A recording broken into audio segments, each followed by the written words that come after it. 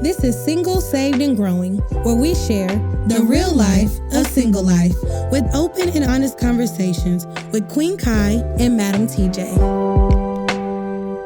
Hey, y'all. What's going on? Welcome back. Last episode, we talked about red flags and green flags. And today, is so churchy. Today, we're going to be talking about love languages. Ooh, it's a great topic. I love talking about love languages. One, because it gives you an idea of, one, how you want to be loved, of course, and how to receive love. I love categories. Give me a category. Give me an organizer. I just think it makes life better. It helps you to see through a different lens. Yes, so, yes. And it helps you to know where stuff is at. So I love things like this. So let's get into it. So there are 4 or 5? 5 love languages. 5 love languages. There are words of affirmation. That means that you like for somebody to tell you, like, you're doing a good job, you're beautiful, you're fantastic. Like, that is going to make you feel loved. Mm-hmm. If you hear it, that's what's going to make you feel loved. Mm-hmm. So then there are acts of service. So those are things like, oh, you saw I was out of tissue, so you bought me some tissue, or taking the trash out, or even like, I saw you kept tripping over this rug, so I changed the rug. Yes, it can be simple as that. Yes, it can be small things, just things that it's an act of service for somebody else. Mm-hmm. But yeah, so it can be small or it can be big.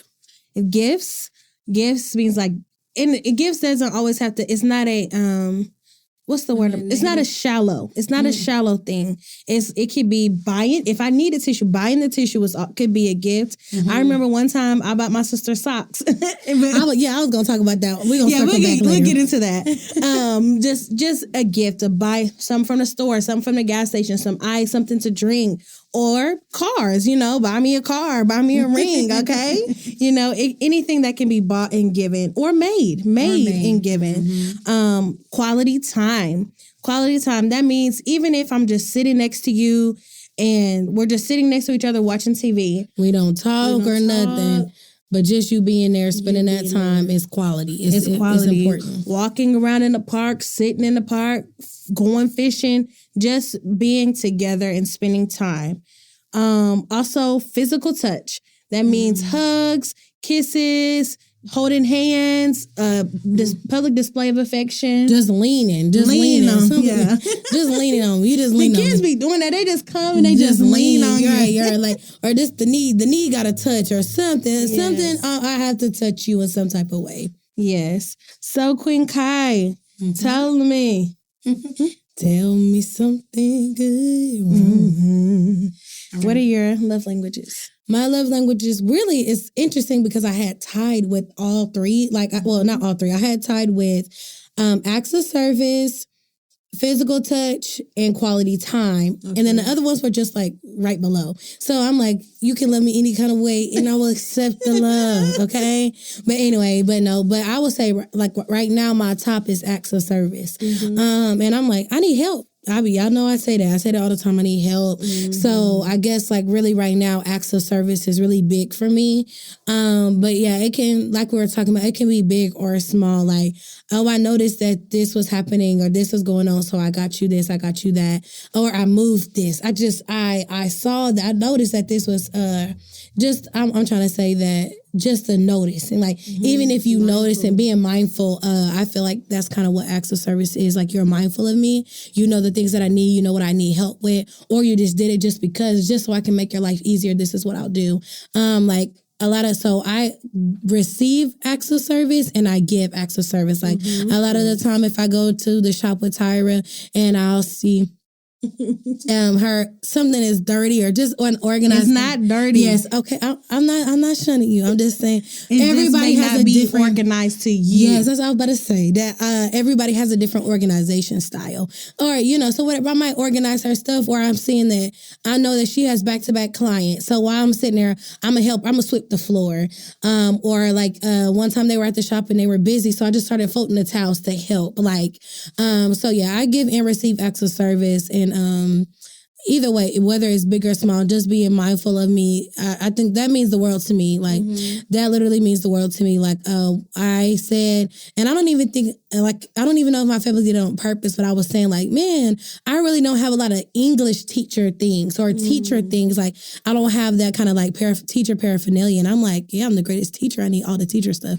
But then everybody out of nowhere just started buying me all this teacher stuff. Like, even my classmates, they didn't even know I had said that, but she got me my first English teacher sticker. I'm like, and you see how small that is, but it means so much to me. Now I got these teacher earrings and I have a teacher sticker. And so, like, that's love to me. That's love to me when you just kind of mindful of me. I love it. Thank you. What is your love language, Madam TJ? My love language number 1 is gifts. I love a gift. Okay. And I am a gift giver. I receive love by gifts and I give love by gifts as well. Like, that, I don't know. I feel like if you buy me stuff, you love me. And I think it has a lot to do with, I think about our dad. Like, anytime we would see our dad, he was buying us something, taking us to the store, you know. And even when my grandmother had got married, when he was a truck driver. So when he would come from being out on the road, he would bring us gifts. Every time my grandmother would go out of town, she was a traveler, okay? She would bring us gifts. So I think, like, that is kind of what cultivated the gift giving to me. And even when we would come back from out of town, Mama would have gifts for us. Like, and so now I kind of expect them in a way. I do. Like, you come to my house and you didn't buy me no drink. You didn't give me. No, it's really at the shop, y'all. If Kyra comes to the shop and she does not bring me a drink or something, I just feel like she don't love me for real. Like, you know, I'm in here working hard, sweating, tears, crying, and you don't bring me no drink or nothing. You can bring me something. But it's not in a shallow way at all. It's just really how I receive love. And also physical touch. Like, I don't know why. I thought if you don't touch me, you don't love me. Like, if you don't tap my shoulder, like, hold my hand, hug me. Give me a hug. Give me a hug. Give me a hug. And I make people who are not huggers, and I did have to learn that I have to respect when people are not huggers. But if I'm hugging you, I make huggers so uncomfortable because I'm going to hug you, okay? And I will kiss you on your cheek. So let me love you, okay? Yes. So, yeah. But it's many of people, y'all, that who are not huggers, that we have made them, at least I won't say made them huggers, but we make them hug us, okay? Yes. So beware. Like, y'all, we gonna hug you. We first meet, we hug you. Like, it's just, like we said, we're social people. So, like, we gonna hug. And I don't even want to dive into this already, but I know that there are misconceptions and there can about love languages that can cause conflict. And I want to talk about, and this is in romantic, y'all, or friend or platonic. Romantic and platonic relationships, love languages apply. So I don't want you, and there might be a shift, there might be different. How you operate in your romantic relationship might be a little bit different than how you do it in your platonic relationships, but they can intertwine, okay? Yeah. They can either be the same or they can be different, and that's okay. That's okay. As long as you're aware. But I want to circle back to something like you were saying, like, oh, if you bring me gifts at the shop. So, like, to me, in my mind, I'm coming to the shop to visit you. This is quality time. I love you. Okay. I could be doing anything else. Yeah. I could be doing whatever I want to do, but this is quality time. So why do you feel like I need to bring you something? Right. I'm like, I don't understand. Like, you always talk about bringing you something, and I am the gift. Okay. I'm here with you. I'm visiting with you. This is quality time. This is love. Yes. But in Tyra's mind, when she receives, it's a gift, and not that it cancels out like, oh, you only love me if. Love languages don't work like that. It's not you only love me if. That's not how it is. It's like, I just best receive love it in more. This way. Yes, I best receive love in this way. You receiving it more in this way. So if I'm coming to shop, that's quality time to me. But in Tyra's mind, me bringing her something is that's love. I mean, me spending quality time is love, but her saying you bringing me something is love. So I didn't understand why all the time she would always be saying, you didn't bring a drink or something, like, you didn't bring nothing. I'm like, why does she be saying that? And then in my mind, I was like, oh, her love language is gifts. So I'm like, oh, I could just give her a drink and leave. Yes. I don't have to spend 6 hours at the shop with her. I can just give her something, drop her off a gift and I can leave. And she feels loved, okay? So that's how knowing about being aware of your love languages, how it can change the dynamics of relationships. Like, I'm thinking I needed to spend all this time at the shop and do my acts of service, clean up, or help her in all these ways. But all I needed to do was bring her something. Y'all see how easy that is? Like, that's nothing. That's 5 minutes, you know? And so, knowing your love language is really empowering. Knowing your partner or people you're in relationship with, knowing their love language is empowering, because that way it just takes out the confusion or those unspoken things that we talked about before. Like, you have all these unspoken expectations, but you don't know why, but it's because you didn't know that your love language was gifts. Like, and so knowing that you can communicate those expectations, you can communicate your needs, and you'll know what your red and green flags are. Come on. Right? And so tie it together. Bring it on in. Another thing Tara was talking about is the socks. So this is how I knew too her love language is gifts, y'all. So when I was upset, y'all, I was going through this heartbreak. Oh, I was just so heartbroken. And so Tara, you know, she's just being Tara. She came, y'all, and bought me some socks.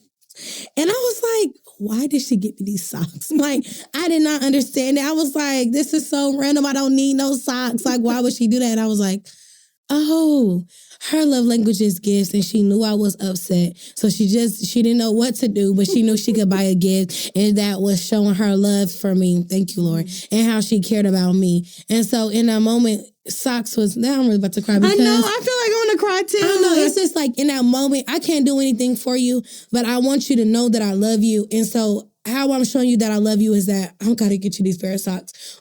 I don't care if it's from the Dollar Tree, but this is how I'm showing my love for you. And so I'm just saying, y'all, once you know, it's empowering.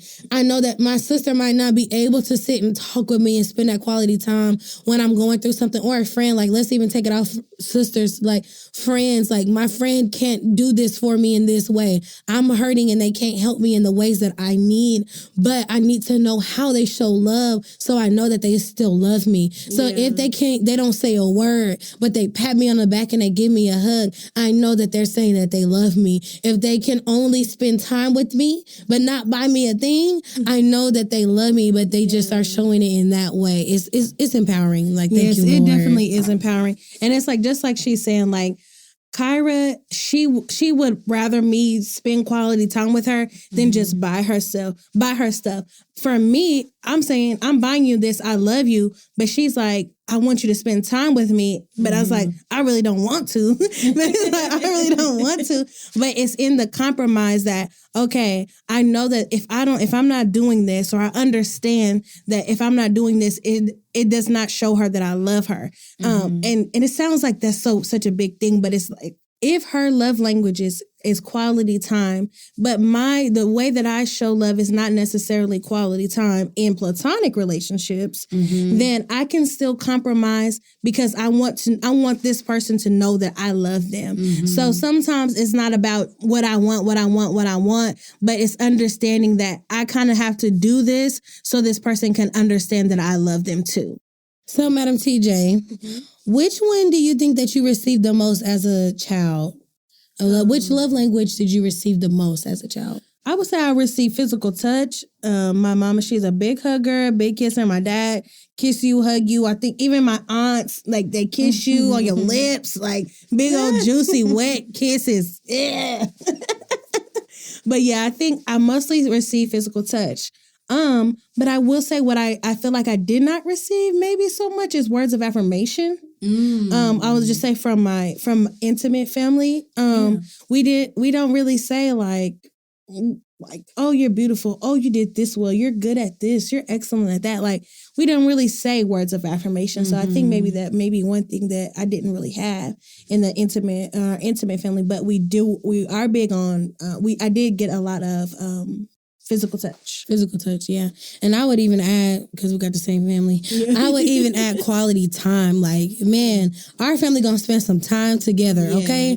We might all be on our phones, but we sit in that living room for 5 hours together, you know, or whatever. Like, I think our family is really big on quality time. Like, we spend every Sunday together as quality time. And if we don't spend that Sunday together, it's like, I missed you. You didn't let me see you in months. But it's like, because we're so used to seeing each other and having that quality time, that that's our love. Like, we show our love by spending time with each other, and that's with our family. So you can see how the way, like me and my sister, one-on-one, our love languages are different, how we work with each other, how our family is different, and then even in romantic relationships, they can change or they can intertwine. And so, yeah, I agree with the quality time and physical touch.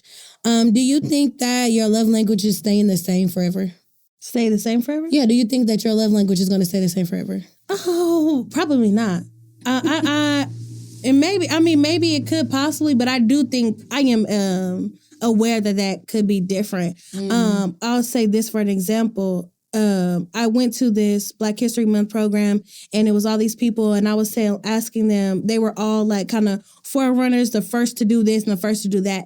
And I was saying, like, okay, y'all had all these accomplishments. Just stay with me. Okay, y'all had all these accomplishments, but what makes you happy, right? Mm-hmm. What makes you happy? Now, I also think, like, what brings you love, what brings you And so there were two women, and they were kind of older, and they're saying, like, oh, what makes me happy now is being around my family. Like, when they were probably my age, they probably weren't concerned about, being around their family. They just had to go get it at that time. They just had to hustle. So, like, and now in their age now, they wanted to be around their family. Even there was a man, he said he loves to barbecue, right? So that's kind of like acts of service, gifts, quality time, But I'm sure when he was in college and he was the only one in his family and he wanted to give up, he wasn't thinking about barbecue, barbecuing, And this man, the other man, he said he likes to ride his bike and fly a kite. So I wonder, like, in what way does he express love? Maybe probably be words of affirmation, so he can say it, he can go on and go back to himself. But his may not be quality time with others because he maybe want to focus more so on himself. Quality time with himself. Yeah. So it made me think about, how we change and how we change in age. So I'm pretty sure that it won't be the same. It won't be the same as I get older. That's a great point. And I think that almost, everything that we talk about, you have to know that you're evolving. Like, who you are as a 5-year-old, as a 10-year-old, 20-year-old, 30-year-old, 40-year-old, 50-year-old, 60-year-old, 70-year-old, 80-year-old.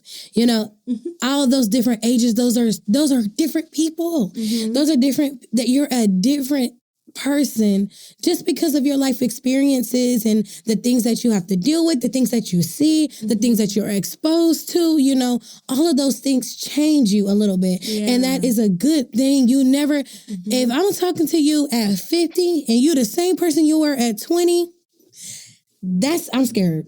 Okay. I'm scared of you. So you have to know that you should be evolving. You're who you are to the core shouldn't change.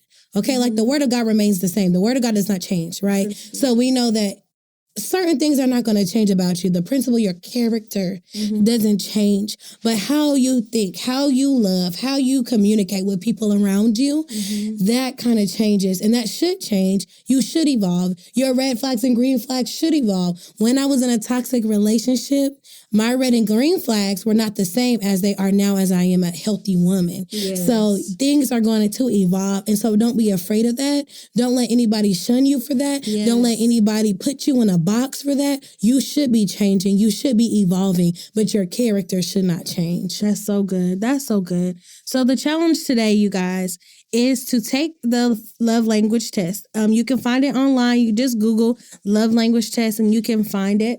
And figure out what are your love languages. And then I will also deeper the challenge as to find out how you receive love as a child and how you receive love now. And also how are they different in your different relationships that you have. Yes. Let's love on each other, y'all. Let's love on each other and show compassion. Show compassion. And evolve. Evolve. Okay, everybody say, I am evolving. I am evolving. Thanks for tuning in, y'all. Be blessed. We want to thank you for listening to Single, Saved, and Growing. Remember, you won't always be single, but you'll always be growing. This episode is part of the Breaking Ice, Building Bridges community podcast platform. Brought to you by Possibilities.